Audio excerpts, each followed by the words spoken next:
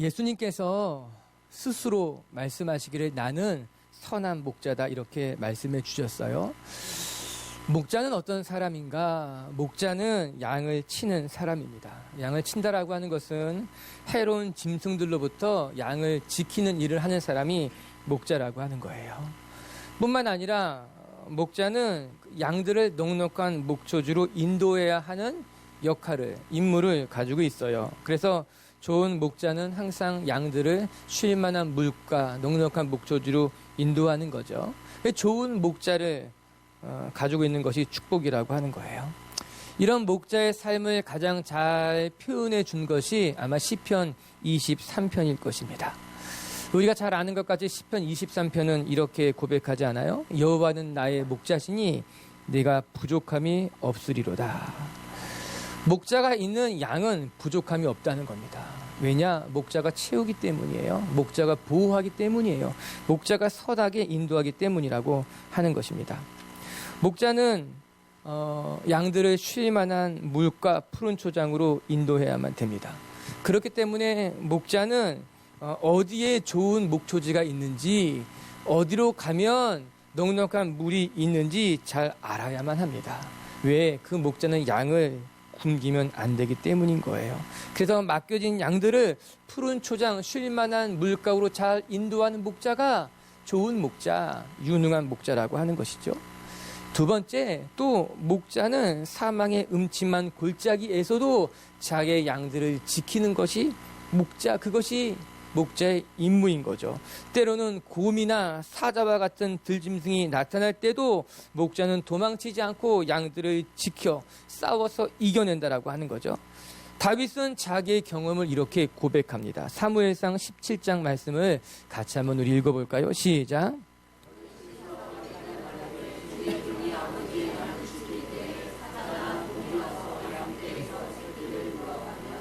내가 따라가서 그것을 치고 그 입에서 새끼를 건져내었고 그것이 일어나 내가 그 수염을 잡고 그것을 쳐 죽였나이다. 다윗은 자기의 삶을 통해 경험한 거예요. 곰으로부터 맹수로부터 자기에게 맡겨진 양떼를 싸워 지켜 이겨냈다라고 하는 겁니다. 그것이 다윗의 역할이었고 다윗이 경험한 목자의 삶이었어요. 그래서 좋은 목자는 자기에게 맡겨진 양떼를 지킬 줄 압니다. 보호할 줄 안다라고 하는 것이에요. 여러분 삶의 목자 되신 주님을 만날 수 있게 되길 주님의 이름으로 축복합니다. 오늘 예수님이 고백하는 거예요. 나는 그런 목자라고 하는 겁니다. 목자가 양들을 지키는 것 같이, 목자가 양들을 선한 곳으로 인도하는 것 같이 내가 너희를 지키고 내가 너희를 선하게 인도할 것이다 라고 이야기하고 있는 것 아니겠습니까? 여러분 목자 중에도요 선한 목자가 있지만 또 때로는 어떤 목자는 그냥 자기에게 맡겨진 일들만 하는 목자가 있을 거예요. 좋은 목자도 있겠지만 그냥 자기가 해야만 하는 일만 해보는 목자. 그래서 목자라고 해서 다 같은 목자가 아니라고 하는 거죠. 선한 목자가 있다는 거예요. 성실한 목자가 있다라고 하는 거예요. 자기에게 맡겨진 임무에 최선을 다하는 목자가 있다라고 하는 것이죠. 오늘 예수님은 그렇게 말하는 거예요. 나는 목자 중에 선한 목자다. 나는 내게 맡겨진 양들을 지키는 목자, 푸른 초장 쉴 만한 물가로 인도하는 목자, 안전하게 필요한 것들을 채우는 사랑하는 미체교회 성도 여러분, 우리 목자 되신 주님께서 여러분을 안전하게 지키실 줄로 믿습니다. 여러분의 삶을 선한 곳 쉴 만한 물가로 인도하실 줄 믿습니다. 우리의 삶에 때로는 사망의 음침한 골짜기를 지날 때도 있을 거예요. 그러나 우리가 걱정하지 않을 것은 주님이 우리의 선한 목자 되시기 때문에 우리를 안전하게 하실 것이라고 성경이 우리에게 말씀하고 있는 것 아니겠습니까? 2017년이 이 선한 목자를 만나고 이 선한 목자를 경험하는 우리 빛의 교회 식구들이 되었으면 좋겠어요. 오늘 함께 묵상할 말씀이 이 선한 목자입니다. 주님께서 나는 선한 목자라 말씀하신 것, 그렇다면 구체적으로 선한 목자란 누구인가? 오늘 말씀을 통해서 보게 됩니다. 우리 10절의 말씀을 이제 같이 묵상합니다. 시작. 도둑이 오는 것은 죽이고 멸망시키려는 것뿐이요 내가 온 것은 양으로 생명을 얻게 하고 더 풍성히 얻게 하려는 것이라. 선한 목자란 누군가? 예수님이 이 땅에 오신 이유가 무엇인가? 오늘 10절에 보니 내가 그들로 하여금 생명을 얻게 하기 위해서 이 땅에 오셨다라고 하는 거예요. 뿐만 아니라 그 생명을 풍성하게 하기 위해서 오셨다라고 하는 거예요. 성경은요, 예수님이 이 땅에 오신 이유를 매우 선명하게 이야기해주고 있습니다. 예수님이 이 땅에 오신 이유는 저와 여러분에게 생명을 주시기 위함이라고 하는 거예요. 우리 먼저 그 말씀을 생각해 보도록 하십시다. 생명을 주시기 위함이로다. 양들로 하여금 생명을 얻게 하기 위함이다. 여러분 한번 근데 생각해 보세요. 양들이 생명이 없습니까? 아니에요. 양들은 이미 생명을 가지고 있어요. 죽은 양을 돌보는 목자는 없다라고 하는 겁니다. 주인이 목동을 불러서 양을 맡길 때는 죽은 양을 맡기는 것이 아니라 살아있는 양을 맡기는 것 아니겠습니까? 그런데 예수님께서 뭐라고 말합니까? 양들에게 생명을 주기 위함이라고 이야기하고 있는 거예요. 뭔가 앞뒤가 맞지 않잖아요. 여러분, 이 말씀은 우리의 삶에도 신앙에도 동일하게 적용해 볼 수 있을 것입니다. 여러분, 우리도 죽지 않았습니다. 우리에게도 지금 생명이 있습니다. 그렇기 때문에 여기 와서 예배도 드리고 성경도 읽고 살아 숨쉬는 것 아니겠습니까? 그런데 예수님이 뭐라고 말합니까? 너희에게 생명을 주기 위함이다 라고 하는 거예요. 맞아요. 이 말씀, 예수님이 주시는 생명은 육체적인 생명을 말씀하고 있는 것이 아니라 영적인 생명을 말해주고 있는 것 아니겠습니까? 우리의 몸의 생명을 살리겠다는 것이 아니라 너의 영의 생명, 영적인 생명, 너의 삶에 하나님의 영을 불어넣고 하나님의 생명을 불어넣기 위해 이 땅에 오셨다라고 하는 것이에요. 창세기를 보게 되면 하나님께서 흙으로 사람을 빚으신 다음에 그 코에 생기를 불어넣게 되자 비로소 살아있는 생명, 생명이 되었다고 이야기하고 있는 것 아니겠습니까? 하나님이 흙으로 사람을 지었지만 코에 생기를 불어넣은 이후에야 살아있는 생명체, 하나님의 형상을 이어받은 생명체가 됐다라고 하는 것이죠. 하나님이 오늘 동일하게 우리에게 하나님의 생명을 불어넣기 원한다라고 하는 거예요. 몸은 살아있을지 모르지만, 숨을 쉬고 있을지 모르지만 영적으로 죽어있는 이 시대 우리들 가운데 하나님이 오셔서 영적인 생명을 주기를 원한다는 거예요. 살아있지만 하나님을 보지 못하는 자들에게, 살아있다고 말하지만 주님의 음성을 듣지 못하는 자들에게 하나님의 생명이 우리 가운데 불어오게 되면은 하나님을 볼 수 있게 되는 거예요. 하나님의 음성을 들을 수 있게 되는 거예요. 비로소 우리가 살아있는 하나님의 자녀가 되는 것 아니겠습니까? 오늘 주님이 말씀하고 있는 거죠. 내가 이 땅에 온 것은 너희에게 생명을 주기 위해 생명을 불어넣기 위함이라. 여러분이 살아나는 시간 될 수 있게 되길 바랍니다. 우리의 몸이 살아나는 것이 아니라 우리의 영적인 생명이 살아나서 하나님도 보고 주님의 말씀도 들을 수 있게 되고 하나님께서 원하는 길을 걸어가는 것, 그것이 바로 하나님의 생명을 얻은 자, 하나님의 생명을 불어넣은 받은 자라고 하는 것이에요. 그런데 오늘 성경에 뭐라고 나옵니까? 단지 생명을 얻기 위함이 전부가 아니라고 하는 거예요. 10절에는 이렇게 나오고 있잖아요. 생명을 얻게 하고 더 풍성히 얻게 하려 함이라. 단지 생명을 주시는 것이 전부가 아니라고 하는 거예요. 여기서 풍성하다라는 단어는 페리소스, 이런 헬라어를 번역해 놓은 것인데 이 단어의 뜻이 무엇인가 하면요, 질적으로 매우 우월한 상태를 말해주고 있는 겁니다. 아주 양질의, 아주 높은 퀄리티를 말해주고 있는 거예요.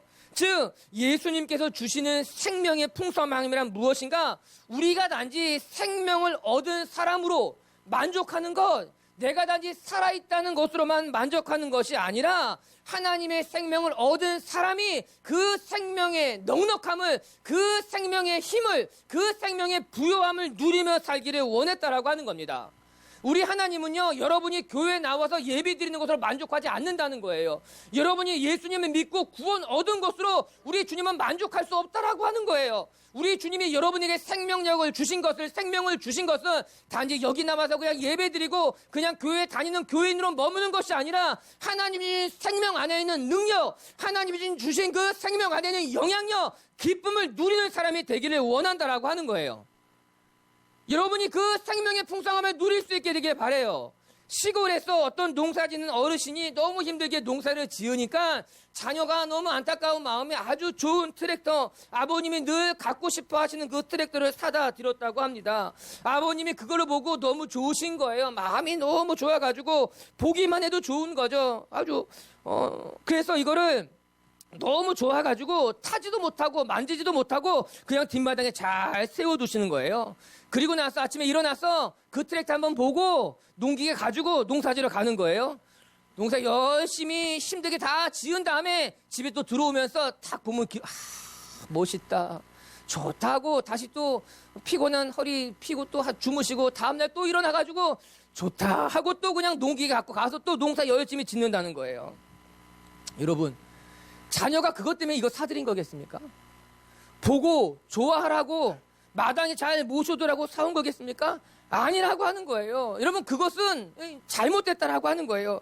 정말 선물에 드렸을 때는 여러분 그거 잘 쓰라고 하는 거예요.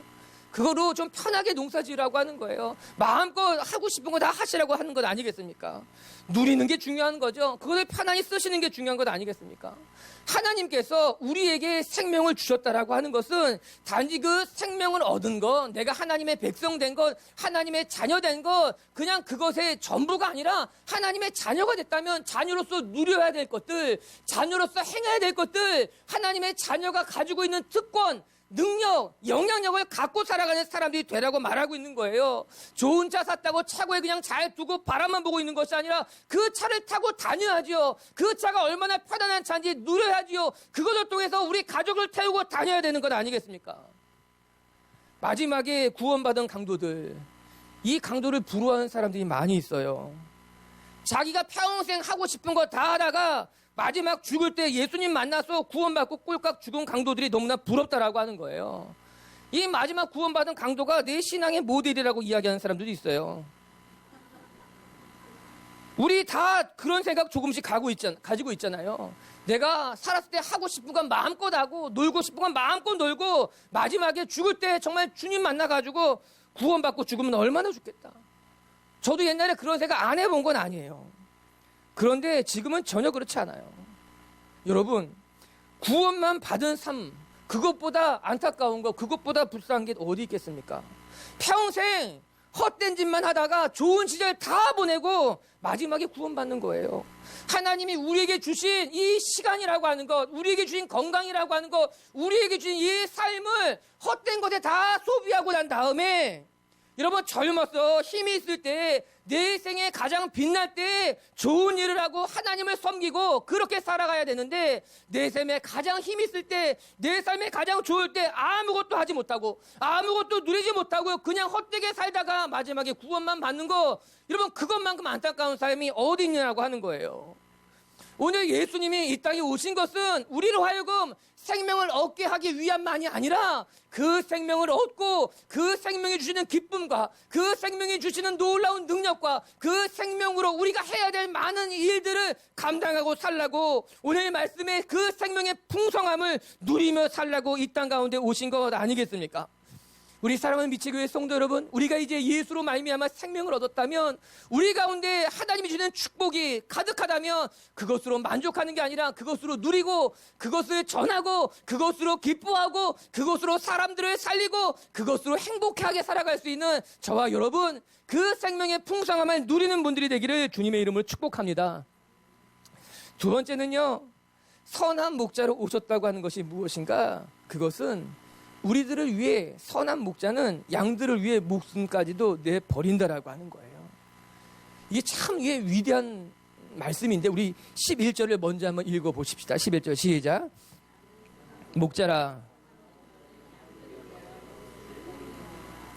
예수님의 생애를 표현한 말씀 중에 이게 아주 정확한, 아주 잘 표현한 말씀이라고 저는 생각해요. 예수님은 자기 자신을 뭐로 표현했는가? 나는 선한 목자라고 하는 거예요. 마치 선한 목자가 양들에게 자기의 목숨을 내어놓는 것 같이 나는 선한 목자로 너희들을 위해 내 목숨을 내어준다는 것 아니겠습니까? 여러분, 예수님은요, 선한 목자라고 말씀하셨어요. 그냥 목자라고 말하지 않았어요.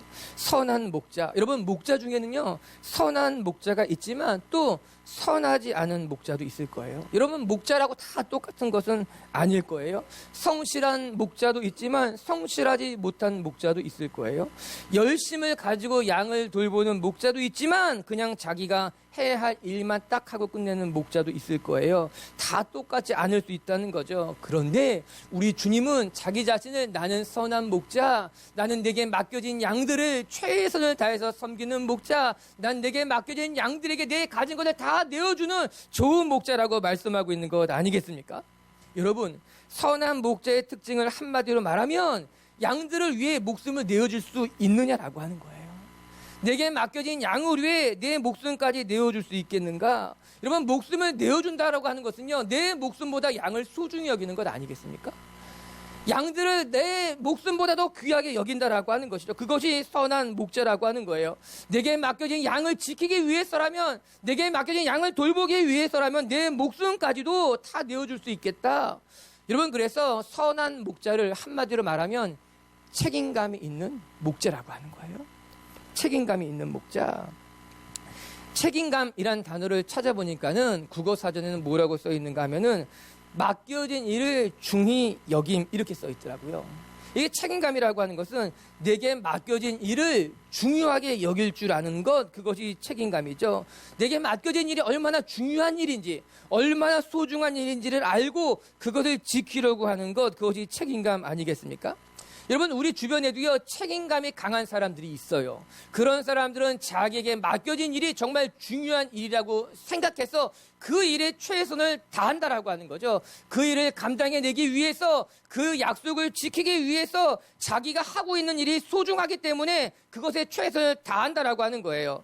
예수님이 하루 그런 삶을 사신 것 아닙니까? 자신에게 맡겨진 우리들이 너무나 중요했기 때문에 예수님은 자기에게 맡겨진 일, 즉 사람들에게 생명을 주시는 일, 그 생명을 풍성하게 누리게 하는 일이 얼마나 우리에게 필요하고 중요한 일인지를 아셨기 때문에 책임감을 다한 거예요. 예수님은 그래서 십자가를 지신 거예요. 십자가를 참으신 거예요. 왜? 예수님에게 맡겨진 그 일, 즉 우리에게 생명을 주시고 우리의 생명이 풍성하게 살도록 하는 그 일이 중요한 일이 아셨기 때문에 예수님은 십자가도 참고 십자가도 감당한 것 아니었겠습니까? 우리 성도들도 여러분에게 맡겨진 일을 소중히 여길 수 있는 분들이 되었으면 좋겠어요. 우리에게 맡겨진 일이 얼마나 중요한 일인가 알아야 된다라고 하는 거예요. 어저께 우리 교사들, 빛의 교회에 있는 교사들이 다 같이 모여가지고 교사 컨퍼런스를 했어요. 너무나 감사한 것이 거의 모든 교사들이 다 왔어요. 정말 교사들 가운데 특별한 일이 아닌 사람은 정말 거의 다 왔어요. 함께 모여서 기도도 했고요. 말씀도 보았고요. 교사에게 필요한 일들도 점검했고요. 여러분, 오늘 주보 한번 보시겠습니까? 여러분, 주보에는요, 우리 교사들이 스스로 내가 교사로서 다짐 10계명을 적어놨어요. 교사들이 한번 우리 같이 읽어볼까요? 올무를 채우는 거예요, 교사들에게. 빛의 교회 교사들이 만든 7계명 시작. 예배를 잘 드리는 교사. 2번 주 한 번 이상 아이들을 위해 기도하는 교사. 3번 주중에 한 번은 연락하는 교사. 넷째 준비하는 교사. 5번째 여섯 번째 아이들의 말과 행동을 참고 기다려주는 교사. 마지막으로 자리를 지키는 교사. 노 지각, 노 결석. 이거 제가 정한 게 아니라 교사들끼리 모여서 정한 거예요. 우리가 아이들의 시선에 눈높이를 맞춰야겠다. 아이들을 기다려줄 줄 알아야겠다. 내가 내 자리를 지켜야겠다. 내가 수요일 전에는 아주 너무 좋은 감사한 시간이었어요. 그런데 제가 감사한 것이요, 이렇게 10계명을 만들었다고 감사한 것이 아니라 제 마음이 좋았던 건요, 교사들이 자기에게 맡겨진 일들이 얼마나 중요한 일인지를 다 알고 있었다라고 하는 거예요. 교사들이 자기에게 맡겨진 일들이 내가 생명을 다루는 일이구나. 내가 아이들의 미래를 준비하는 일이구나. 내가 이 아이들에게 생명을 불어넣는 일이구나라고 알고 있었다 그러더라고요. 알고 있더라고요. 그래서 책임감이 있더라고요. 내가 이 일을 정성스럽게 해야겠다. 내게 맡겨진 일에 최선을 다하겠다고 자기에게 맡겨진 일이 얼마나 중요한 일인지를 알고 있었기 때문에 감사했다라고 하는 거예요. 저는 빛의 교회 성도 여러분, 우리 교회 헌신하는 분들뿐만 아니라 여러분이 일터에서, 여러분의 봉사하는 자리에서 여러분에게 맡겨진 일들이 때로는 사소해 보이지만 그것이 얼마나 중요한 일인지 알고 그 일에 책임을 다하는 분들이 될 수 있게 되길 바랍니다. 다시 말씀으로 되돌아오게 된다면 선한 목자란 누구인가? 맡겨진 이 양들이 얼마나 소중한지를 아는 사람이라고 하는 거예요. 내게 맡겨진 이 책무가 얼마나 중요한 일인지를 알고 헌신하는 사람이 선한 목자라고 하는 거예요. 반면에 싹군들은요, 그 맡겨진 사명을 중요하게 여기지 않습니다. 여러분, 12절을 같이 한번 읽어볼까요? 12절 시작. 싹구는 목자가 아니요 양도 자기 양이 아니라 이리가 오는 것을 보면 양을 버리고 달아나나니 이리가 양을 물어가고 또 해치느니라. 여러분, 싹구는 목자도 아니고 또한 양도 자기 양이 아니기 때문에 이리가 오는 것을 보면 그냥 양들을 두고 달아난다라고 하는 거예요. 그 당시 싹구는요, 주인에게 종속된 노예하고는 다른 신분이었다고 이야기합니다. 그들은 단지 그 양의 주인들과 계약을 하고 돈을 받는 것, 고용된 일꾼에 불과했다라고 하는 거예요. 양도 자기의 양이 아닌 거죠. 그래서 싹꾼에게 중요한 것은 내가 돌보는 양이 아니라 양을 돌보고 난 후에 받게 되는 싹이라고 하는 거예요. 싹꾼에게 중요한 것은 그 양이 아니라 그 양을 돌본 이후에 자기가 얻게 될 계약이라고 하는 거예요. 물론 모든 목동들이 그랬을 것 같지는 않아요. 일종의 예수님의 비유인 거예요. 나쁜 싹꾼들이 있다라고 하는 것 아니겠습니까? 이 말씀에서 우리가 중요하게 생각해 봐야 될 것이 있는 거예요. 여러분, 싹꾼과 목자가 어떤 차이가 있느냐라고 하는 거예요. 어떻게 보면요, 목자도 자기의 양이 아닙니다. 유사합니다. 싹꾼도 목자도 양을 치는 일에는 똑같습니다. 겉으로 보이는 역할은 똑같다라고 하는 거예요.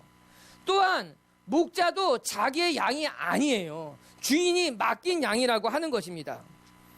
그런데 중요한 차이점이 있는 것 아니겠습니까? 그것은 무엇이냐? 싹꾼에겐 양이 중요하지 않고 자기가 받을 돈이 중요했지만 선한 목자에게는 맡겨진 양이 소중했다라고 하는 거예요. 물론 목자들도 품을 받지만 자기가 받는 품보다 내가 돌보고 지켜야 될 양이 더 소중히 여겨지게 되었다라고 하는 것입니다. 여러분, 이것은 언제 드러나게 되는가? 위기 상황이 오면은 드러나게 된다라고 하는 거예요. 그냥 평범한 때는 알지 못해요. 이 사람이 싹꾼인지, 이 사람이 선한 목자인지. 그러나 이 사람이 정말 책임감이 있는지 없는지는 어려운 상황에 놓여지게 되면 비로소 드러나게 된다라고 하는 겁니다. 오늘 성경에는요, 이리가 나타날 때라고 이야기한 것 아닙니까? 일종의 위기 상황에 놓여지게 된 거예요. 위기상에 놓여지게 되니까는 싹꾼은 그냥 양을 털고 그냥 자기 갈 길로 가게 된다라고 하는 거죠. 양보다 자기의 목숨이 더 중요한 거예요. 양보다 내가 더 소중했다라고 하는 겁니다. 그러나 선한 목자는 자기의 목숨을 지키는 것보다 양의 목숨이 소중했기 때문에 그 맹수들과 맞서 싸워서라도 자리를 떠나지 않는 겁니다. 내게 맡겨진 일에 최선을 다하기를 원했다라고 하는 거예요. 선한 목자와 싹꾼의 특징을 한마디로 말한다면 자기의 목숨보다 양을 더 소중히 여기는 사람은 선한 목자라고 하는 거예요. 자기의 목숨보다 자기에게 맡겨진 사명이 더 중요한 사람은 선한 목자라고 하는 거예요. 내가 먼저 살아야지, 내가 먼저 피해야지, 자기를 먼저 생각하는 것은 삭꾼이겠지만 먼저 하나님을 생각하고 먼저 내게 맡겨진 사명을 생각하고 내가 돌봐야 될 양이 눈에 보인다면 도망갈 수 없다라고 하는 거예요. 13절에는요.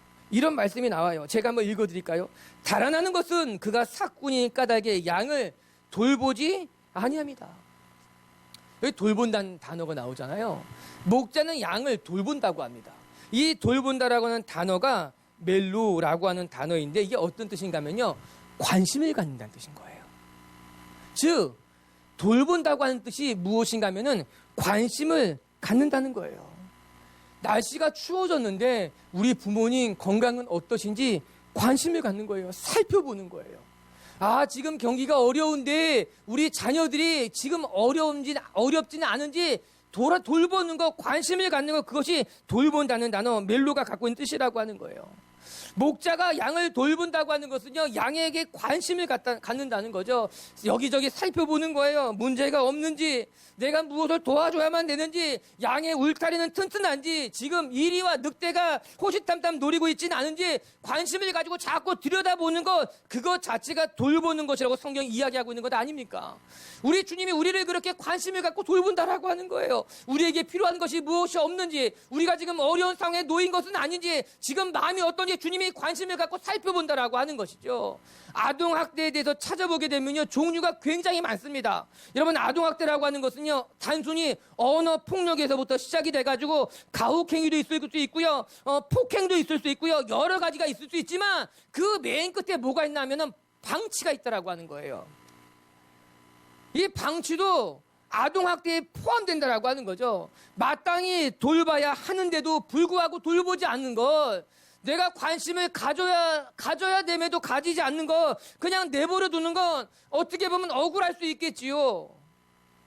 그러나 방치 역시도 아주 중대한 아동학대 중에 하나가 된다라고 하는 거예요. 우리가 돌봐야 될 사람이라면, 우리가 관심을 가져야 될 사람이라면 방치하면 안 된다는 거죠. 내버려두면 안 된다라고 하는 겁니다. 관심을 갖고 그 사람을 들여다보는 거죠.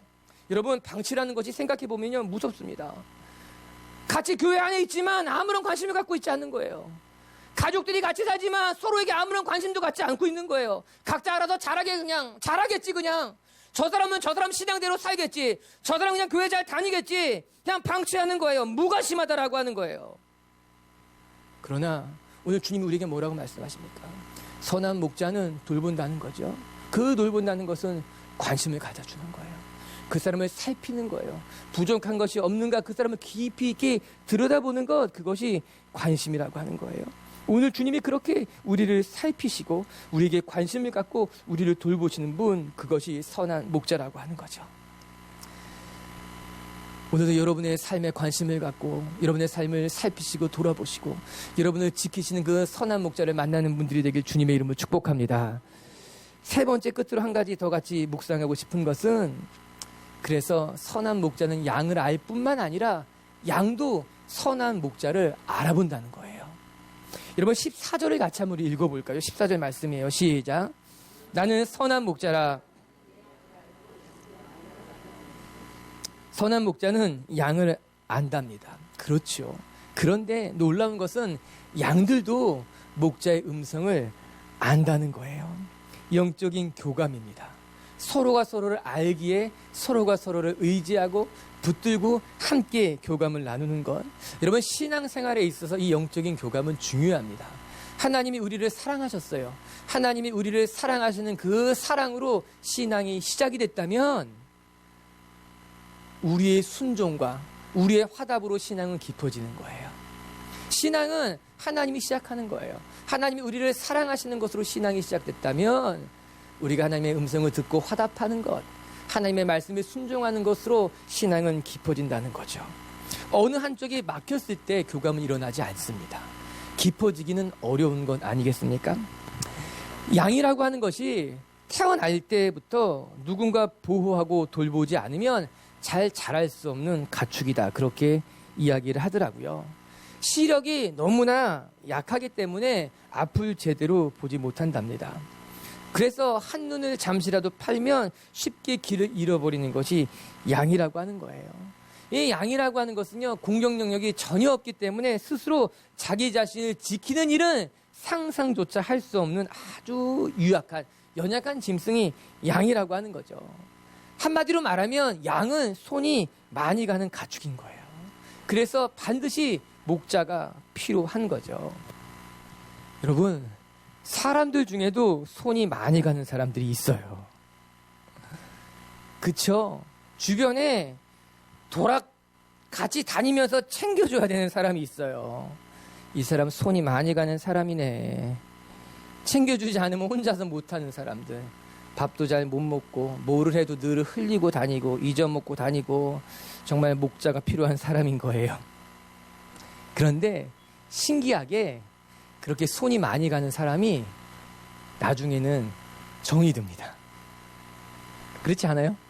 손이 많이 가는 사람들, 자꾸 와가지고 목사님 귀찮게 하는 사람들, 목사님 뭐가 어때요? 뭘 도와주세요? 상담이 필요해요. 어쩌고 이렇게 하는 사람들이 손이 많이 가는 사람들, 귀찮은 사람들. 그런데 이 사람들이 나중에 정이 생겨요.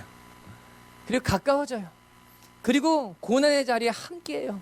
그래서 같이 신앙이 자라가게 된다라고 하는 거예요. 양이 손이 많이 가요. 그런데 그 양이 나중엔 목자의 음성을 알아요. 그래서 그 양이 나중에 목자와 늘 함께 다니는 양이 되는 거예요. 목자 곁을 떠나지 않은 양이 된다라고 하는 거예요. 그리고 오늘 성경은 그래서 목자는 양을 알고 양도 목자의 음성을 아나니 이렇게 기록하고 있는 것 아니겠습니까? 맞아요. 우리가 주님의 음성을 듣고 주님의 음성을 알고 주님의 백성으로 날마다 주님과 가깝게 교제해야 된다라고 하는 거예요. 교제의 문이 열려야 된다라고 하는 거예요. 시편 기자는 이렇게 고백하고 있어요. 시편 100편 3절에 보게 되면요. 같이 한번 읽어볼게요. 시작. 여호와가 우리 하나님이신 줄 너희는 알지어다. 그는 우리를 지으시니요 우리는 그의 것이니 그의 백성이요 그의 기르시는 양이로다. 오늘 시편 기자가 이 시편을 고백하면서 나는 하나님의 양이 된 것이 너무 싫습니다. 나는 하나님의 기르시는 백성이 된 것이 지긋지긋합니다. 그래서 이거 고백한 것 같아요. 여호와가 우리의 하나님이신 줄 너희는 알지어다.